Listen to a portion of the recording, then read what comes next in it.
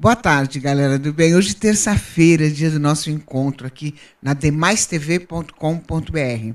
Já já a gente já está abrindo o Face também para vocês, tá? Olha, hoje o nosso assunto, no mínimo, é polêmico. Vamos falar sobre vampiros. Vampiros entre nós. E, claro, eu tinha que ter um vampiro aqui no nosso estúdio para falar dos vampiros. Eu estou aqui com o Lorde A. Boa tarde, Lorde A. Boa tarde, Lucimara. É um prazer estar aqui com você. E vamos hoje falar sobre vampiros, vampiros entre nós, vampiros, vampiras, na ficção, na arte, na espiritualidade, na cosmovisão e por todos os lados onde eles podem surgirem. Nós vamos querer saber tudo, Lorde A. Eu quero falar um pouquinho do Lorde A e dizer para vocês que ele é pagão, vampiro, autoridade internacional na produção cultural e espiritualidade Vamp, fundador do Círculo Strigoi, do portal Rede Vamp, está publicando agora a série Codex, que eu já vou mostrar para vocês, em 7 volumes. Temos 2 volumes, o terceiro sai agora... Sai agora em dezembro. Em dezembro e depois a partir do final de janeiro. Até junho a gente completa 7 livros. Entendeu? E também é o primeiro vampiro homenageado por um governo em todo o mundo. É isso? Na honraria Exatamente. De mérito pagão? Exato, de mérito no dia da... Na honraria, né, de mérito ao pagão, ao sagrado feminino e aos wiccanianos do estado de São Paulo. Segundo os jornalistas norte-americanos, eu fui o primeiro vampiro desse contexto a receber uma homenagem de um governo, no caso do governo do estado de São Paulo, pelas mãos da deputada Clélia Gomes. Entendi. Então, galera do bem, a partir de agora, demaistv.com.br, você pode mandar sua mensagem e querer saber qualquer dúvida sobre vampiros, que o Lorde A está aqui e pode explicar para vocês, se fiquem à vontade.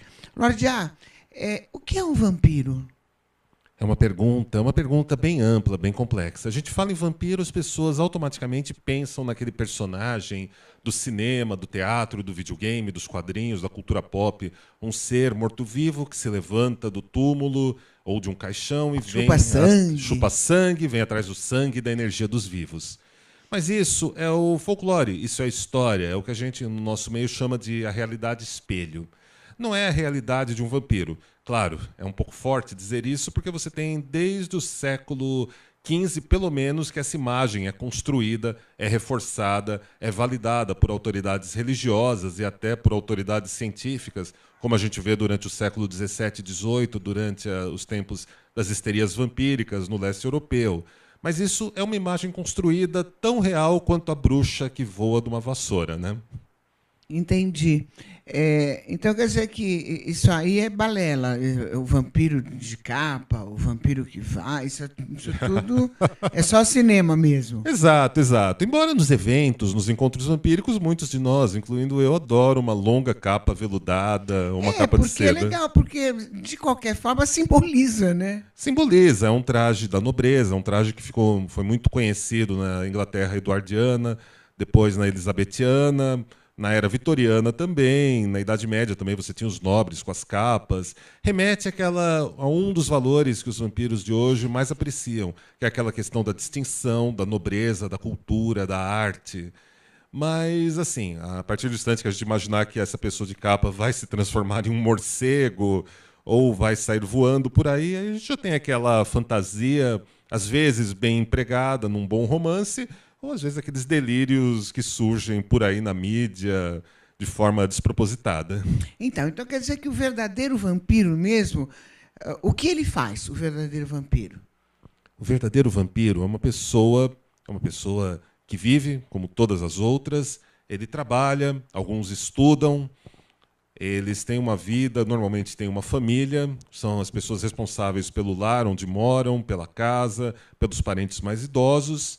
E alguns gostam de uma filosofia vampírica, gostam de trajes vampíricos, de músicas, de livros, de uma produção cultural que remete ao vampírico dos filmes e da cultura pop. E alguns outros, em uma quantidade um pouco menor, encontram no vampiro um arquétipo, uma espiritualidade e uma cosmovisão, que não tem nada a ver com aquela história de sugar energia, de beber sangue, de nenhum tipo de parasitismo vulgar, como dizem por aí, como algumas pessoas apregoam por aí. São pessoas que gostam do espírito da liderança, do espírito de viverem dentro das suas medidas, da sua intensidade, da sua velocidade, sendo protagonista da sua própria história de vida.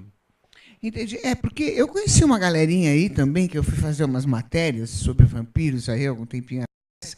E eu até curti muito, sabe? Fiquei super amiga. Mas eles gostavam de andar assim com as capas. Eles colocavam aqueles dentes aqui dos lados. E dente, eles faziam implante mesmo, né? Para ficar as presas aqui. E eu conheci uma até que dormia no caixão também. Por que eles têm esse comportamento, então? E são sérios, são estudantes, estão em faculdades, gente do bem. Eu gostei demais de conviver o tempo que eu convivi com eles ali até realizar a matéria. Eu acho que esses comportamentos não têm nada demais. Se é um gosto da pessoa, aquilo faz bem para ela, ela está bem resolvida com ela, ótimo, é uma coisa perfeita. Quando a gente fala de vampiros, a gente só costuma frisar muito uma questão. Você tem as pessoas que acham que para ser um vampiro tem que existir exatamente como é ao pé da letra aquilo que viram no livro, que viram na ficção, na cultura pop. E tem as pessoas que entendem que aquilo é só um símbolo, que é só um arquétipo, e a questão do vampiro é algo mais espiritual, algo mais sublime. E então a gente volta o nosso conteúdo, a nossa produção, principalmente para essas pessoas que encontram esse aspecto mais refinado do vampiro. Entendi. Você, em nenhum momento, tem essa postura, né? Depende. Em uma festa de Halloween, ou em uma balada de um contexto mais dark, como aqueles que a gente produz, eu gosto muito de roupas do século XVII, do século XVIII. Adoro cartolas, longas capas. Adoro produzir bailes de máscara. Faço isso há 15 anos já. Tenho uma tradição sempre no mês de novembro ou no comecinho de dezembro, onde a gente reúne 150, 200 pessoas, completamente a caráter, como se fossem viajantes do tempo, pessoas que vieram de um outro tempo, de uma outra época, que se reúnem para curtirem bons momentos, assistirem apresentações de teatro, de danças como dança do ventre, dança tribal, dançarem na pista uma valsa e alguns sons de dark wave, dark electro, dark rock, dark pop. São eventos bem interessantes que a gente produz para esse público. Galera, ele é um vampiro, não tem jeito, ele é um vampiro. Lordia, existe diferença entre a bruxa e o vampiro? Você falou em Halloween, agora eu lembrei. Eu acho que bruxas e vampiros, eu não vejo. Claro, são duas culturas distintas. A bruxa, além da cultura, ela tem também alguns aderem à bruxaria como uma religião por meio da Wicca. Tá aí já há mais de 50 anos, é uma religião bem séria, bem fundamentada. Há as bruxas que não são religiosas e têm sua própria visão, o seu próprio paradigma espiritual. O vampiro, ele não constitui formalmente nada que se pareça com uma religião para aqueles que frequentam a cosmovisão ou a espiritualidade vampírica. É uma espécie de arte invisível e de ofício sem nome, uma espiritualidade não dogmática, que eles desenvolvem com bastante fundamentação. É um caminho que já existe há pelo menos 50 anos nos Estados Unidos, Europa, chegou há 15 anos aqui no Brasil através do meu trabalho, e também na África do Sul e na região da Ásia, principalmente no Japão. Então, o vampiro tem uma parte deles que buscam uma espiritualidade, uma cosmovisão, e uma grande maioria que prefere um fashionismo, uma filosofia, se trajar dessa forma. Então, a bruxa e o vampiro, eles têm uma origem similar. Você sabia disso? Tem, então. Tem. É no final do século XIV, quando a Inquisição espanhola começa a perseguir os judeus, principalmente na região da Espanha, e eles levavam os judeus para a fogueira com trajes negros e chapéus pontudos.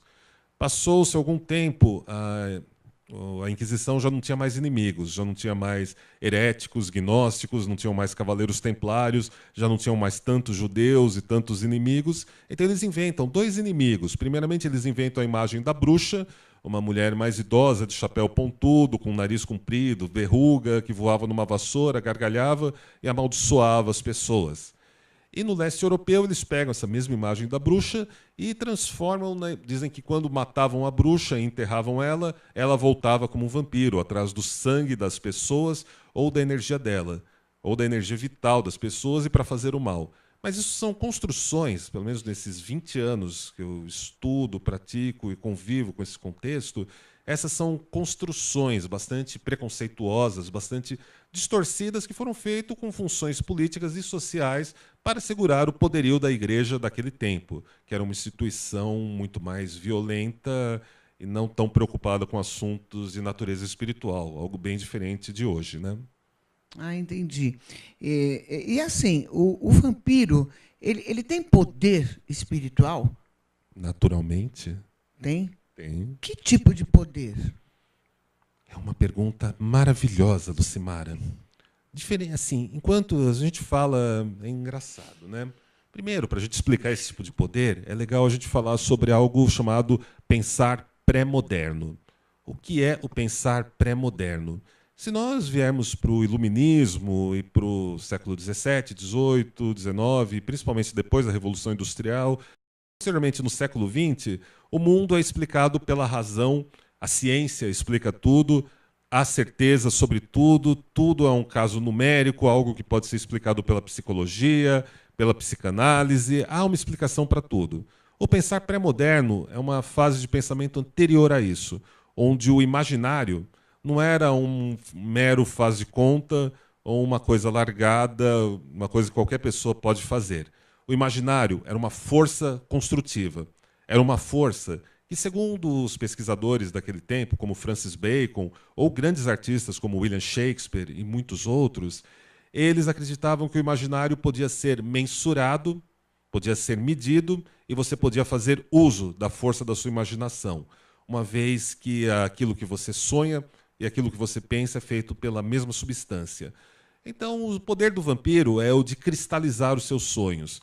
Ele ou ela é um artista com uma força de realização muito grande, capaz, uma força de realização, e como diz uma amiga minha, a DJ Susana Haddad, do duo Bela Lugosi, é uma pessoa com um coração maior que o corpo. É uma pessoa que quer realizar os seus sonhos, que quer trazer do imaginário para a realidade, seja uma festa, seja um livro, seja uma casa estilosa, um visual diferente, ideias que possam fazer um bem maior para o mundo, que possam quebrar tabus e comportamentos estagnados. Então o vampiro ele vai se expressar principalmente através da arte. Ele não vai fazer feitiços, como seria de característica das bruxas, mas ele, através da atitude, da postura, das suas construções, de alguma maneira, ele atrai as situações mais propícias, as situações que permitem ele cristalizar essas novas realidades. Entendi, Lorja. E como que eu percebo que existe um vampiro perto de mim? Como que eu percebo? Quando é tarde demais. Como? Só quando é tarde demais. Quando não dá mais tempo? Quando não dá tempo. Porque, veja, as pessoas, né, normalmente pensam que o vampiro é aquele ressentido. Porque, putz, as pessoas olham na rua e falam: não, o vampiro é aquela pessoa ressentida que quer descobrir que tipo de ressentido que ele é para cobrar ou tirar alguma coisa dos outros. Isso está errado. É aquela imagem do parasita. É aquela imagem do obsessor, do encosto, do invejoso, daquela pessoa com muito, muito problema emocional que acha que a solução para a sua própria vida não está nele, está em tirar alguma coisa dos outros. Essas pessoas não são vampiros, nunca foram vampiros. Na verdade, eles só foram vampiros em uma série de publicações do final da década de 90 e comecinho do século XXI, que se aproveitou de um hype vampiresco na mídia e decidiu chamar essas pessoas de vampiros. Mas elas nunca foram vampiras. Diante da cosmovisão vampírica, da cultura vampírica, que tem quase 50 anos de existência ininterrupta, mapeada, documentada e concreta em outros continentes, isso nunca teve a ver com as nossas práticas, com a nossa vida. Mas a grande massa das pessoas do mundo acham que o vampiro é um parasita, alguma coisa assim. Então elas vão ver essas pessoas que sabotam a vida das outras e vão falar: ah, é um vampiro, eu sei que é um vampiro, estou sendo vítima de um vampiro. Quando não são, estão sendo vítimas de uma pessoa com patologia emocional, uma pessoa problemática.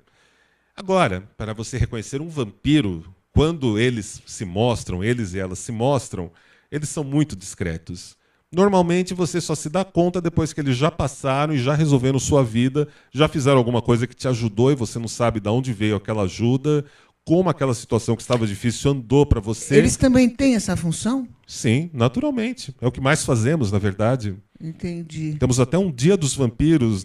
São Paulo é a única cidade do mundo que tem um Dia dos Vampiros. Que é quando? Que é no 13 de agosto, criado pela nossa amiga, a cineasta e escritora Liz Vamp.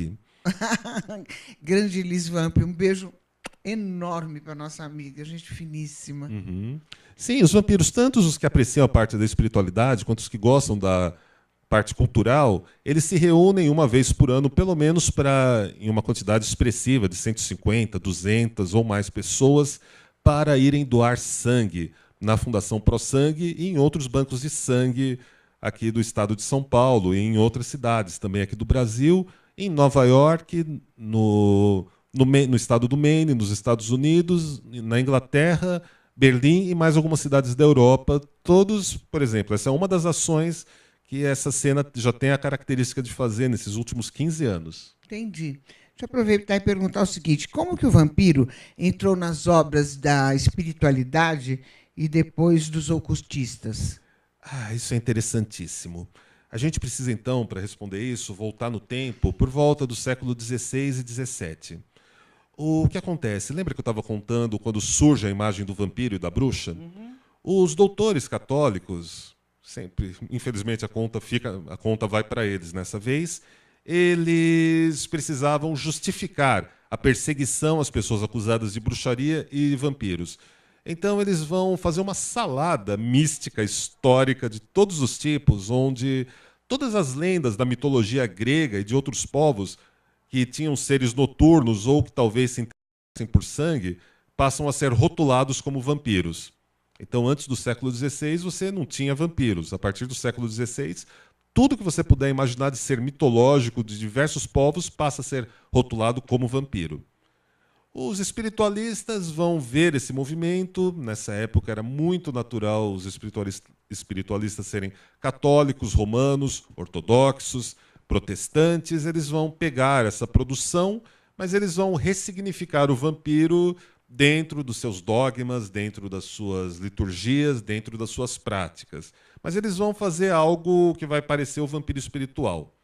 Quando chega os Piesart, o Allan Kardec, eles vão pegar também esse conteúdo dos católicos e vão pegar um conteúdo que estava surgindo nos teatros, nas óperas e nas publicações chamadas os Penny Dreadful, os Centavos Mortais. E eles vão acabar tornando o vampiro a imagem do espírito obsessor, do espírito parasita, ou aqui no Brasil que a gente chama do encosto.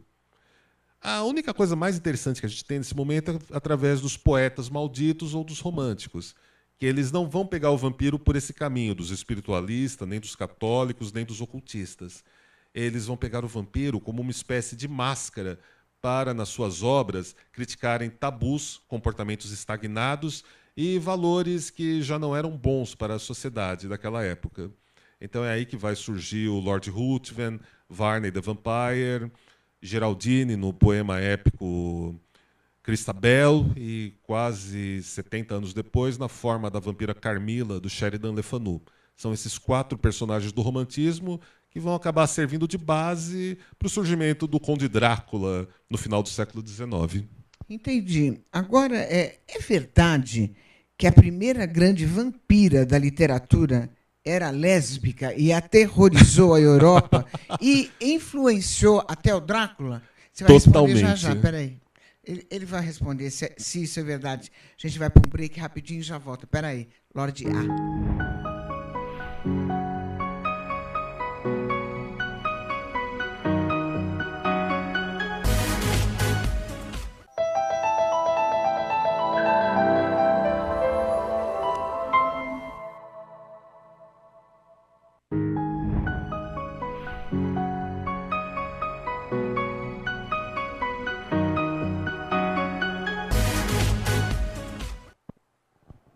Eu estou aqui com o Lorde A, falando sobre os vampiros. Eu fiz uma pergunta para ele, que eu quero que ele me responda agora, se é verdade que a primeira grande vampira da literatura era lésbica e aterrorizou a Europa inteira e influenciou até o Drácula.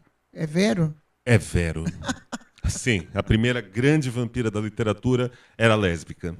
Como foi, hein? Bom, ela foi algo tão impactante que o poeta que escreveu essa obra, a obra se chama Cristabel. Narra a história de uma jovem cristã virtuosa que em uma noite, na calada da noite, decide sair do castelo do seu pai, ir até uma capela na beira de uma floresta para rezar pelo seu noivo que estava em uma cruzada contra os sarracenos. E no meio do caminho ela acaba encontrando uma mulher belíssima, machucada. Essa mulher a seduz, leva de volta para o castelo, e conforme elas vão atravessando cada parte do castelo, é uma metáfora para um jogo de sedução, onde essa vampira rouba não só a energia vital da jovem Cristabel, mas também a sua vitalidade e a sua voz, e a torna uma pessoa quase inerte. O nome dessa primeira vampira era Geraldine. Ela foi criada pelo Samuel Taylor Coleridge e foi uma obra tão pesada para a época, tão pesada até para o próprio autor dessa poesia, que ele tentou reescrever o final dessa história incontáveis vezes, e quanto mais escrevia, mais se complicava.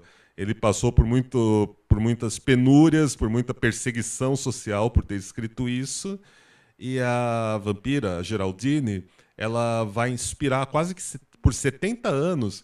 Ela vai ser a principal imagem da Vamp, da mulher fatal que vem do outro lado para roubar a vitalidade dos homens e também das outras mulheres virtuosas. E são 70 anos de narrativas e histórias que vão surgirem inspiradas por ela, até que um outro escritor chamado Sheridan Le Fanu, já por volta um pouco depois da metade do século XIX, ele vai transformar Cristabel numa prosa, ao invés de uma poesia. Vai se tornar uma prosa, uma história, um romance chamado Carmila. Aí a Geraldine vai se chamar Carmila, e a Carmila vai retornar ao seu reinado de terror sobre todas as pobres mulheres e sobre todos os homens do século XIX. E mais ou menos já no final do século XIX, 1890 e pouquinho, o Bram Stoker, que é o criador do romance Drácula, irá ler Carmila, vai ficar apaixonado e vai usar quase todos os recursos literários, tanto da personagem para o Drácula, quanto algumas pegadas da história, alguns maneirismos da história no seu romance. Quer dizer que, no final do século XIX, qualquer grande capital europeia que não tivesse pelo menos algumas dezenas de livros e publicações de vampiros, uma ópera, algumas peças de teatro sobre eles, não era considerada civilizada? Exatamente. Os vampiros foram, durante o século XIX, a maior parte do século XIX, foram o grande hype artístico, midiático que já existiu. As grandes capitais tinham versões e versões de óperas vampirescas, de vampiros no teatro, e quase sempre as histórias, as narrativas, quando não era algo folclórico, derivava daqueles 4 personagens que foram os ícones, né, no século XIX, que é o Lord Ruthven, criado pelo médico inglês Johnny Polidor, falamos dela agora, da Geraldine e da Carmila, e ainda o Varney the Vampire, que era um personagem multiautoral, que por quase 70 anos teve todos os autores escrevendo como ghostwriters, sem usarem o próprio nome, escrevendo aventuras desse personagem. Eram esses 4 modelos de vampiros que dominavam a produção e o imaginário cultural da Europa. O Drácula, do escritor irlandês Bram Stoker, quem foi ele? Como ele surgiu? E como assim ele não foi o primeiro vampiro? Qual a sua ligação familiar com ele? Já são 120 anos de Drácula ou não? 120 anos, comemorados esse ano em todo o mundo no World Dracula Day. Graças a um dos descendentes do Bram Stoker, né, o Dacre Stoker, ele criou essa data onde a gente celebra a influência, o alcance e o maior romance de vampiros já publicado em todos os tempos. 120 anos do personagem, é uma marca bastante expressiva. Lordia, agora uma pergunta assim, bem importante. Como assim temos vampiros no Brasil há 170 anos? Quem eram eles? Que livros são esses? Conta um pouquinho mais desses brasileiros. Naturalmente, ao contrário, se assim a gente for pensar, Drácula tem 120 anos, mas ele não foi o primeiro vampiro.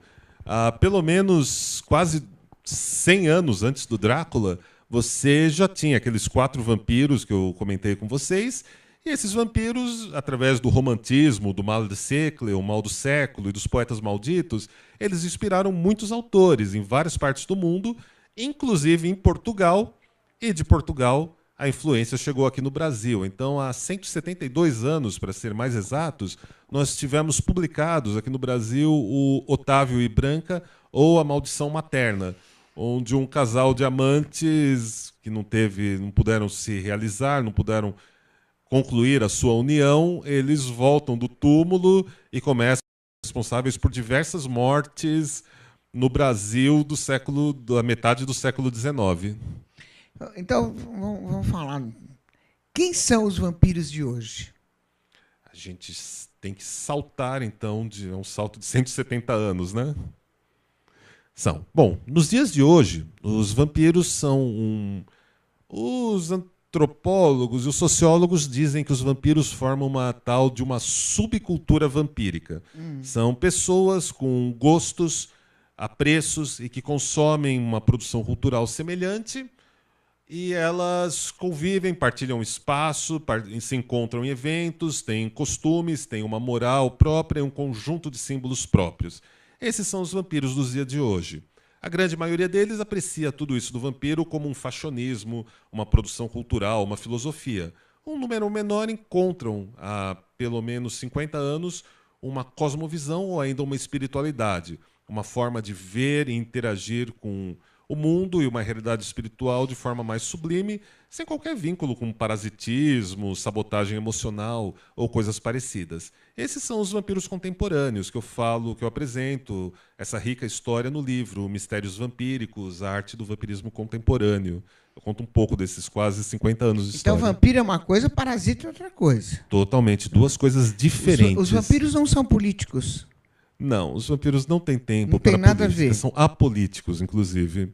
São apolíticos. Bom, uma vez que então, os vampiros não são políticos, o que fazem os vampiros, por exemplo, na noite brasileira?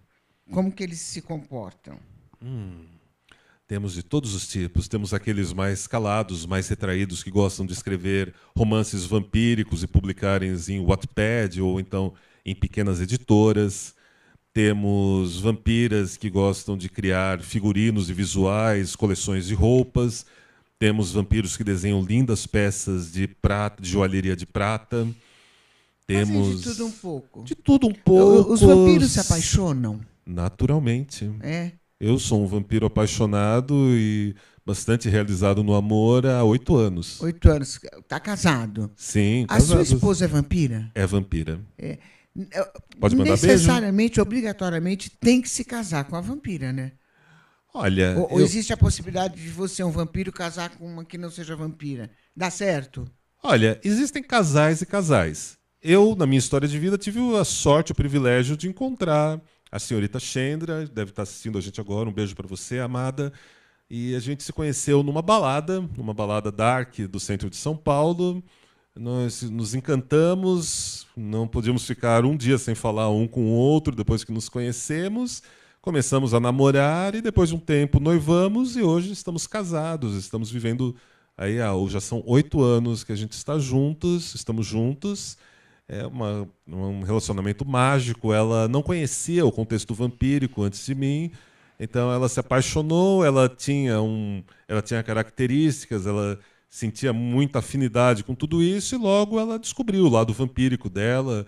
Ela passou a ser meu braço direito em todos os eventos, em todas as criações que a gente produz, e deu bem certo. Existem também casais onde a esposa é uma vampira e o marido, que a gente brinca, é um mortal, mas que se dão bem e vivem bem. E existem várias possibilidades de relacionamentos, né? Mas geralmente, assim, claro, quando uma das pessoas não é vampírica, é um pouco mais difícil, sempre vai precisar de bastante amor para dar certo. E existem também os vampiros e vampiras que estão aí à procura da sua alma gêmea, à procura do seu amor, à procura de alguém para dividir e partilhar a vida. E tem também aqueles que não procuram nada disso. Então quer dizer que o vampiro então tem um comportamento normal? Normalidade. O que é normalidade nesses dias? Eu diria isso, sim. Se apaixona, sai, vai no cinema, vai numa balada, uma coisa Exatamente. normal. Exato.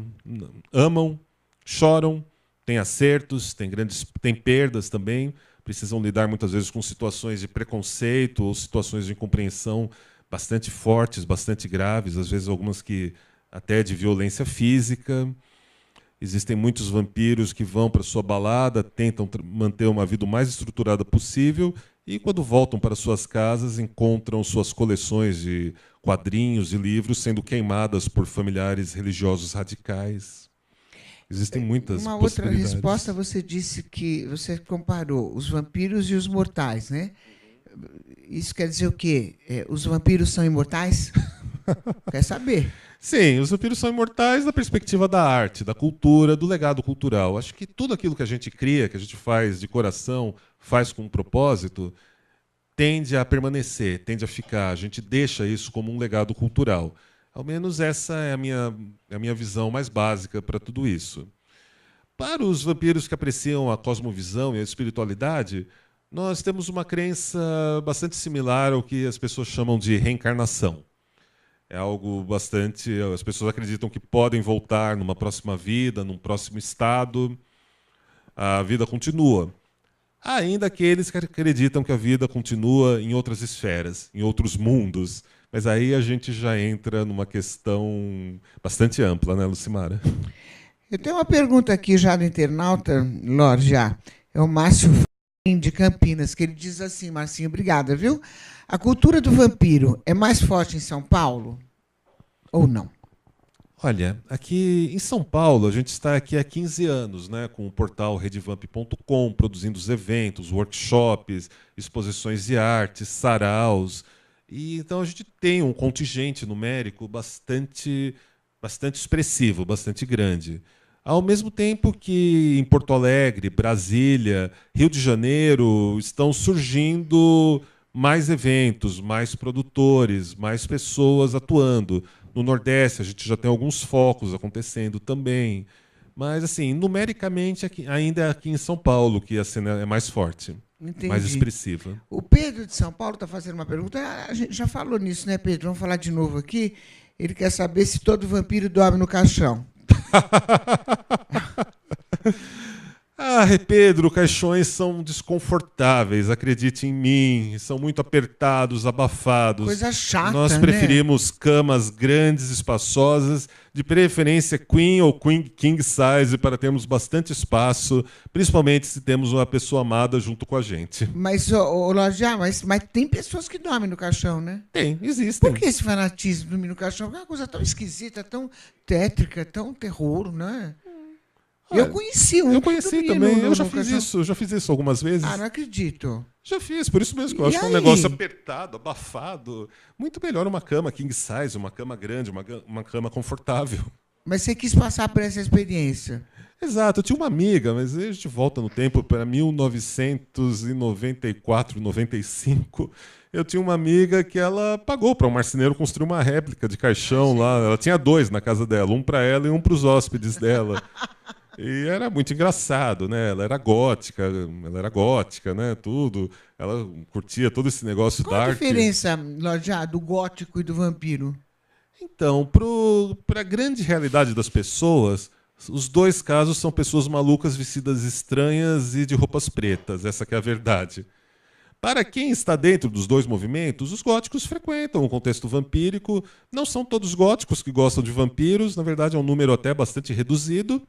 E o contexto vampírico, ele é um contexto feito por pessoas que apreciam o vampiro na produção cultural ou na espiritualidade. É um número bem grande, é um número bastante amplo de pessoas e às vezes alguns góticos vêm ali, convivem também porque gostam, mas é o apreço, o fascínio pelo arquétipo do vampiro em si.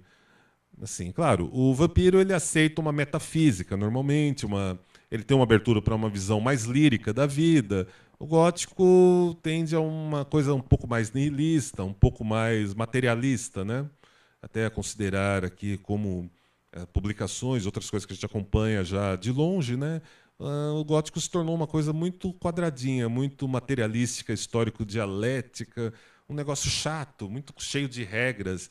as pessoas têm que falar de um determinado jeito, usar jargões, palavras específicas. E o vampiro não. O vampiro já tem essa liberdade. Você gosta de vampiros? Vista o seu melhor visual, compareça a um evento vampírico, dance, se divirta, conheça as pessoas de gostos e sonhos convergentes e viva bons momentos. Não temos regras.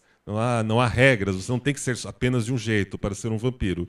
E o gótico ele já tem um negócio que está muito polarizado, muito fechadinho, um pouco limitado, por assim dizermos, né? Entendi. Fala, o que você quer? Pode dar aqui, tem mais uma perguntinha para o Lorde A aqui. Ele vai responder, então, daqui a pouquinho, Lorde A. Nós vamos para mais um breakzinho rapidinho. Já a gente volta para responder uma perguntinha aqui. Até já, Du.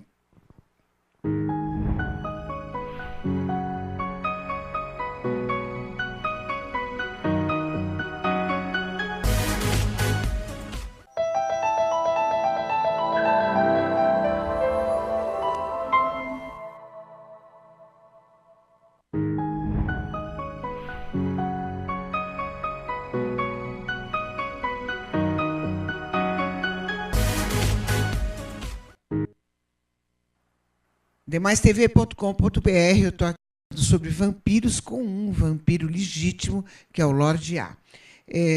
Deixa eu mandar um beijinho para a galera aqui, Lorde, para o pessoal do Face que está curtindo a gente. Vai lá, a Jéssica, a Sandra Beltrone, a Patrícia Palácio, João Paulo Nóbrega e o meu querido, meu amado Julinho do Carmo, que está vendo a gente. Beijo para vocês, tá? Agora eu quero mostrar uns livros aqui do Lorde A, mas antes disso, eu queria saber o seguinte, Lorde A, os vampiros, eles têm uma ligação com qualquer tipo de espiritualidade, assim, ou com Rosa Cruz, ou com maçonaria? Tem ligação ou não? Eles são só vampiros e não entram nesse tipo de... Olha, a gente tem uma ligação muito forte com o paganismo ou neopaganismo, né?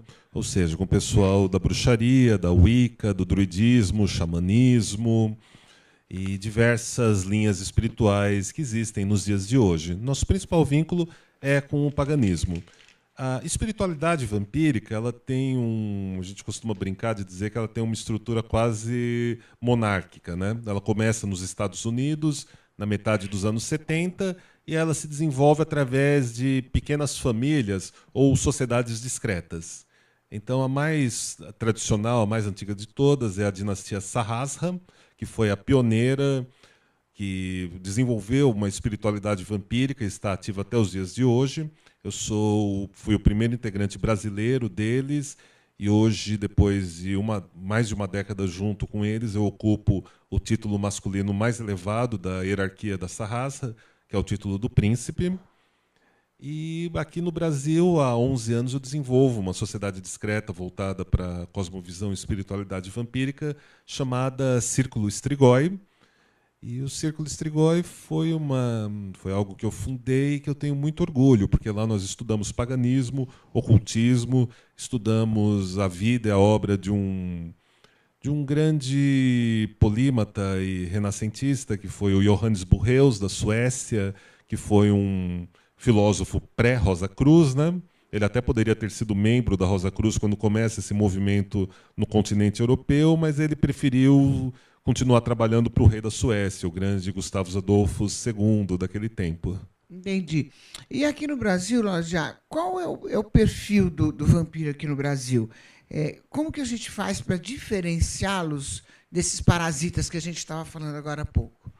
Bom, primeiro que quando você tem um parasita, em maior ou menor espaço de tempo, você vai perceber quem é aquela pessoa que te sabota, que te drena, que te suga, que te enfraquece e que nunca deixa você se assumir plenamente, com toda a sua força, com toda a sua vitalidade, com todo o seu poder de atração e viver uma vida mais próxima daquela que você sonha. Você nota quem são esses parasitas e você tem a obrigação e o dever de botar eles para correr, tirar eles da sua vida o quanto antes. Essa é sempre a melhor dica para você lidar com parasitas.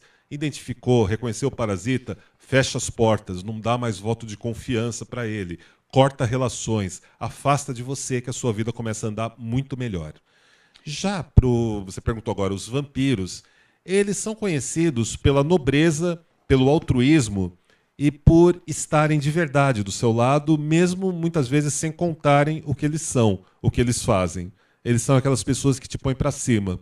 São aquelas pessoas que te protegem de pessoas que têm interesses nefastos e que muitas vezes nem assumem o crédito das coisas boas que fazem para os outros. Eles fazem, eles atuam e voltam para o anonimato, ficam ali escondidos na sua vida. E os vampiros brasileiros, hoje, o que eles mais temem aqui no país? E o que mais preocupa eles, na verdade, aqui no Brasil? Olha, em termos bem realistas, é o fanatismo religioso que está atingindo graus bastante preocupantes, onde pessoas de uma denominação religiosa radical e fanática vê-se no direito de depredar o solo sagrado e o espaço sagrado de outras religiões, de tacarem pedras em crianças que estão indo para um culto, de perseguirem pessoas profissionalmente por elas terem uma fé ou uma visão do espiritual que não é aquelas dadas pelas religiões deles. Essa é uma das coisas que mais preocupa a gente aqui no Brasil, nós, os vampiros, porque você tem direito, ou deveria pelo menos ter direito de liberdade de pensamento. Você é livre para crer naquilo que você desejar crer. E isso é uma coisa de foro íntimo, é uma coisa particular de uma pessoa. É completamente grotesco, um sinal de falta de civilização, um crime muito grande pensarmos que pessoas não podem ter a sua própria religião e outras pessoas podem invadir a vida delas e destruir aquilo que é sagrado para elas. Uma outra coisa que nos preocupa também é o bipartidarismo político. Parece que o Brasil, de repente, tudo se dividiu, a gente voltou para a época da Guerra Fria. Voltamos para os anos 80 e só existem dois partidos ou duas únicas posições políticas radicais. E as pessoas tratam isso como se fossem times de futebol. Então elas se veem, de um lado se veem no direito de perseguir, humilhar, caçar e privar, tirar oportunidades das pessoas que são de um outro alinhamento, e essas pessoas se veem no direito de retribuírem isso e continuarem essa perseguição. Então são dois quadros, perseguição religiosa e bipartidarismo político. Todos esses fanatismos e radicalismos é o que mais nos preocupa aqui no Brasil. Nós, da Rede Vamp, participamos do debate do trabalhador esotérico na Câmara Municipal, apoiamos também o 31 de outubro como dia do Wiccaniano, dos cultuadores do sagrado feminino e do paganismo, como estruturas, como linhas de força e de defesa para assegurarmos a liberdade de crença, a liberdade de pensamento em nosso país. Entendi. Tem uma perguntinha aqui, Lorde, do Renato Augusto. Obrigado, Renato, de Brasília, lá, Distrito Federal, que ele pergunta o seguinte: de onde surgiu o seu nome, Lorde A? Interessante, né? Lorde A, sim. É uma longa, longa história, mas vamos dizer que lá nos anos 90, quando eu estava descobrindo tudo isso, eu encontrei uma história em quadrinhos de um autor britânico chamado Alan Moore, desenhada por um cara chamado David Lloyd. Ela chamava-se V de Vingança, e eu, quando li aquela história, eu adorei o personagem, eu adorei a ideia que estava ali, que é a ideia que uma pessoa, usando da arte de alguns artifícios, pode transformar toda uma realidade. Originalmente, o personagem, na entrevista no final da revista, os criadores contam que a história ia se chamar A de Anarquia. O personagem iria se chamar A. E quando eu li aquilo, eu parei, olhei, nossa, falou direto ao meu coração. Quando passou algum tempo, eu fiquei mais velho, comecei a atuar como DJ, como produtor de eventos. Todo mundo usava um nome artístico, então eu escolhi o nome de Lorde A. Ah, entendi. Essa é a história. E aproveitando aqui o Pablo Vieira, aqui de São Paulo, ele quer saber se todo vampiro tem codinome ou não. Essa é até uma regra, né? É uma coisa super divertida isso. Por quê? Primeiro, a gente chama de nome noturno. O nome noturno, alguns têm, alguns não têm. Dentro da cosmovisão vampírica, o nome noturno ele carrega um significado espiritual próprio, é uma espécie de moto ou da palavra ou do termo que expressa a sua busca espiritual, aquilo que você tem sede, aquilo que você quer representar, aquilo que você quer trazer para você na sua vida. Mas no lado do fashionismo, da produção cultural, não há nenhuma obrigatoriedade em nomes noturnos, nomes de plume ou nomes artísticos. Eu gostei do Lorde A. Ah, eu adoro. Eu gostei, achei bem estiloso. São quase 20 anos já, né, que eu carrego esse nome, de Lorde A. Que bom. O Fabrício Carvalho, aqui de Jundiaí, São Paulo, ele pergunta o seguinte: se você tem medo de morcego e se você teria um de estimação? Eu adoro morcegos, mas eu acho que morcegos são encarnações da vastidão e da potência noturna, e eu jamais teria coragem de manter um animal lindo como um morcego trancado em uma gaiola. Eu gosto de ver eles revoando através da noite. E eu vou dizer uma coisa para você, viu, Lorde Já? E vou dizer também para ele, que é o Fábio Carvalho. Eu não, até pode ser que eu seja vampira, não sei. Até aqui não me consta, mas eu gosto de morcego, adoro morcego. Na minha casa, eu alimento eles toda noite. Que legal. Tem gente que diz: nossa, que você é louco. Eu não sou, não. Eu dou a bananinha para eles, eles comem, dão uns rasantes e vão. Eu considero que eles são nossos, porque eles não saem dali, né? Uhum. Toda noite a gente alimenta assim. Bom, lá em casa, se passar uma aranhinha, a gente alimenta. Lá é proibido matar qualquer coisa, né? Uhum. De qualquer jeito, de tanto que a gente curte os animais lá. Olha, Lorde A, de Campo Grande, Mato Grosso, Diego Santana, ele diz assim: se os vampiros, Lorde A, têm a sua própria religião, ou não? Se nós formos pensar, nós temos a cosmovisão vampírica. A cosmovisão vampírica, cada sociedade tem a sua própria estrutura, mas, no geral, é uma visão ligada ao paganismo, uma visão pontuada pelo paganismo. Então, há pessoas então, que irão dizer, sim, os vampiros têm sua própria religião, há pessoas como eu que digo que nós temos a nossa própria espiritualidade. Afinal de contas, religião sempre foi para quem teme o inferno e espiritualidade para quem já esteve ou ainda está nele. Agora a pergunta é de Sergipe, da Carla Nascimento, que ela pergunta que tipo de música os vampiros gostam de ouvir, de curtir. Olha, são muitos estilos. A gente costuma falar sobre dark indie, dark pop, dark electro, dark wave.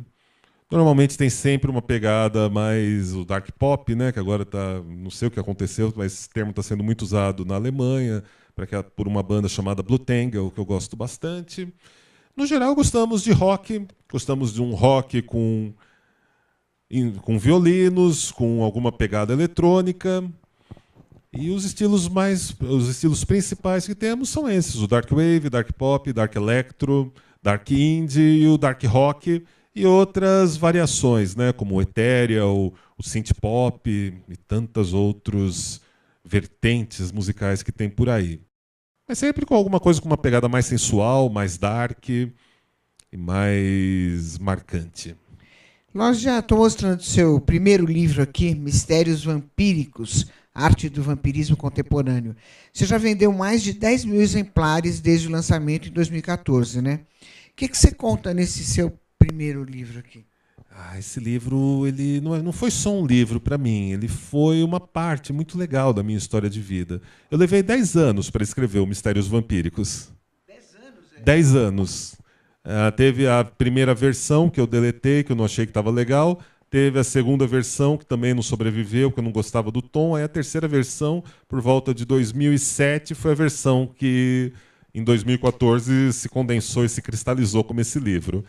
Eu conto a trajetória do termo vampiro de uma maneira pouco usual, através da origem das palavras. O vampiro era um termo, era ampir, era usado ao norte da Rússia para designar os pagãos que existiam por lá, no século X. Depois esses pagãos eram cultos ligados à espiritualidade da terra, ao mito da caçada selvagem, e os católicos escreviam muitas coisas estranhas sobre eles.